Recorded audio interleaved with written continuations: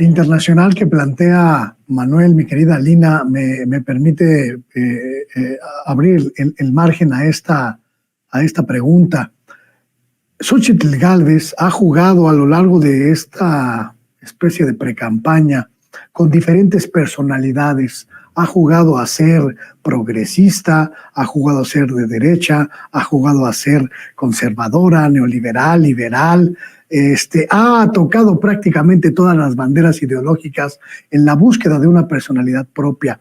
Y una de esas personalidades es la estridente, la jocosa. Se pone máscaras de luchadora, se pone a contar chistes, se pone a bailar la danza de los viejitos en su intento de crear una especie de presencia pública que vaya mucho más allá de su carencia de ideas. Y me recuerda mucho en ciertos momentos a Javier Milei. Podríamos observar en Xóchitl Gálvez en los próximos meses, y habida cuenta de esta debacle evidente de su movimiento, de su campaña, una especie de radicalización delirante de esta mujer. La podríamos ver con motosierras en la mano y haciendo este tipo de desfiguros para tratar de jalar a ese sector duro de la derecha y la ultraderecha que se le niegan rotundamente. Mira, estos personajes en América Latina, Luis Guillermo, querido Manuel, no surgen solamente en lo individual, es decir, no son personajes que son solamente rockstars de la noche a la mañana, sino que hay todo un aparato mediático, jurídico, económico también, en situaciones específicas en las cuales permite el crecimiento de personajes como Javier Milei, como Donald Trump, como Nayib Bukele, como José Antonio Kast en Chile, y además de todos los que acabo de mencionar, la inmensa mayoría estuvo hace un año aquí en la cumbre de CIPAC, esta conferencia de acción política conservadora, y que no es casualidad, ¿no? No es casualidad porque vinieron a sembrarnos esa semillita que se llama ahora Eduardo Verástegui, que fue un personaje que acompañó el Mexicanos for Trump, que eso también es parte de esa pedagogía revolucionaria que necesitamos hacer, porque pareciera inverosímil que haya compañeros, compañeras que están a la izquierda en el obradorismo en Estados Unidos, pero que sean trumpistas, ¿no? Es decir, cómo hemos llegado a una situación donde creemos que el supremacismo, donde creemos que la persecución de musulmanes, la persecución de los propios mexicanos y mexicanas, podemos ser partícipes de ello, ¿no? Es decir, tenemos que seguir haciendo conciencia del rol de las y los mexicanos en Estados Unidos, que son capaces de decir no solo el futuro de Estados Unidos, sino también de México. Tenemos que seguir haciendo esa conciencia de qué implica el establishment, que a veces nos venden que los demócratas son buenos o son malos, los republicanos son buenos y son malos, pero lamentablemente ese establishment tiene dos pies, que son los demócratas y los republicanos.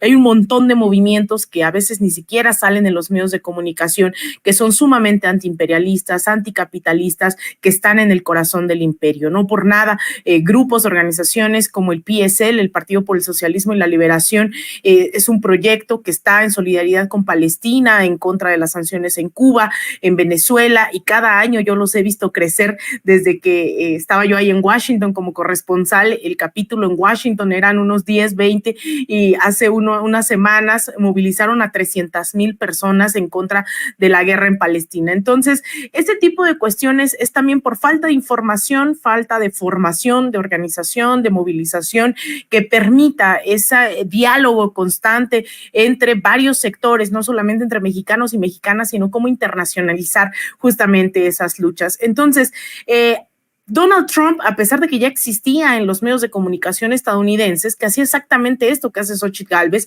tenía, bueno, a diferencia de él, que tenía muchísimo dinero, muchísimos miles de millones de dólares y negocios alrededor del mundo, pero también un programa de televisión en el cual, de no haber sido presidente, me parecería sumamente gracioso. Este personaje, su llegada en 2017, hace una cascada, ¿no? Digamos, amplía el horizonte de las ultraderechas a nivel internacional, y va directamente y públicamente, nada de que es conspiración y mucho menos, eso hace que apoye directamente a Jair Bolsonaro, apoya también a la derecha, a la ultraderecha, en este caso a Javier Milei, que vimos hace unos días. Donald Trump manda un mensaje felicitando a Milei justamente, ¿no?, por su victoria. Vemos cómo apoya a varios sectores, incluso aquí, pues cuando fue la cumbre de CIPAC en Santa Fe el año pasado, también manda un mensaje apoyando y agradeciendo a Eduardo Verástegui. Y entonces, todo esto para decir que estos personajes responden a momentos muy específicos en los cuales se vive cada uno de los en los países, vaya. En el caso Argentina directamente tiene que ver con el endeudamiento que además no produce el kirchnerismo, lo produce el propio Mauricio Macri aceptando un crédito que es el más grande en la historia del Fondo Monetario Internacional, que fue dado de forma ilegal, sabiendo también que era imposible que Argentina pagara un crédito de estas dimensiones. Aún así lo acepta y conforme entra el dinero, ¿no?, sale rotando, ¿no? Por eso es que la consigna en Argentina era que la paguen los que la fugaron, ¿no? Que paguen la deuda quienes fugaron y no el pueblo argentino. Pero en ese momento hubo grandes protestas para que el gobierno de Alberto Fernández no pagara la deuda, y aún así Alberto decidió renegociarla, cosa que pues hizo encabronar a más de un argentino argentina que ya de por sí veía su incapacidad adquisitiva, ¿no?, de saldar sus deudas, de comprar comida, con una inflación de más del 100%. Es decir, Argentina permitió en ese contexto que un discurso tan loco, tan descabellado como el de Javier Milei, pues pegara en el sentido común de mucha gente. Un personaje siniestro que pues definitivamente no, digamos, no tiene sentido para quienes estamos de este lado del planeta, de cómo van a votar por un personaje que habla con su perro muerto a través de una medium, que mandó a clonar a su perro, que empieza a soltar groserías en contra de los zurdos de mierda, ¿no? O sea, ese tipo de cosas, uno dice, ¿cómo es posible? Pero resulta que hay gente aquí que cree que Xochitl es capaz de gobernar este país. Hay gente aquí que cree que es capaz, que Eduardo Verástegui es capaz de gobernar México. Hay gente aquí que sigue añorando a Felipe Calderón después de la masacre en la que nos metió en este país. Es decir, estos personajes tienen el poder que tienen porque hay gente que está convencida de que ellos pueden representar un proyecto de nación. Entonces, la derecha mexicana definitivamente en este momento ni de chiste van a llegar por la vía democrática a ningún puesto de representación, que ojo, ya hay quienes sí están en puestos de representación y hay que repensar en términos de autocrítica cómo llegó Lili Téllez, ¿no? No la puso el PAN, la pusimos dentro de las izquierdas, ¿no?